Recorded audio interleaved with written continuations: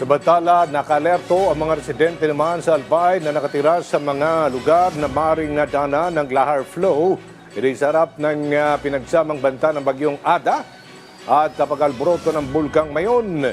Si Gary Garillo o Carillo ng Radyo Pilipinas Albay sa sentro ng balita.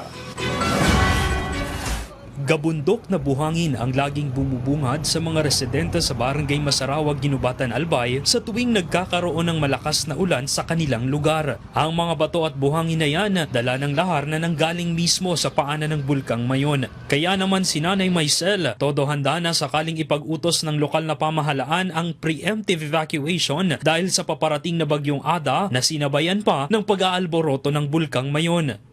Every may an advisory po ng bagyo, gaya ng sabay pa ng Mayon Volcano, ay pagka po pinag-advise, first priority po namin yung mga kailangan pag once lumikas po kami, ay sa awa naman po ng Diyos ay pinaghandaan din po namin yung paglilikas po sa amin kasi talagang dito po sa purok namin ay talagang hindi lang po basta-basta baha. Pati po buhangin na lahar, may mga bato po siya.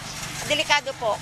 Bilang bahagi ng proactive disaster risk reduction measures ng pamahalaan, nagbigay babala na ang PVOX Mayon Observatory sa publiko na manatiling alerto, lalo na sa mga komunidad na malapit sa mga ilog na konektado sa bulkang Mayon. May possibilities na kapag nagkaroon nitong prolonged heavy rainfall is magkaroon din ng mga lahar dito sa lugar na nandito sa Daraga, Legazpi, and Santo Domingo. Increased vigilance dun sa 7 extended danger zone and pati na din yung mga lugar na moderately to highly prone to lahar.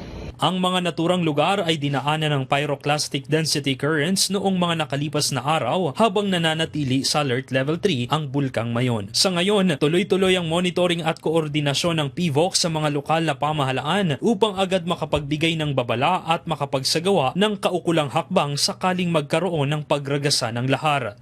Mula rito sa Albay, para sa Integrated State Media, Gary Carillo ng Radyo Pilipinas, Radyo Publiko.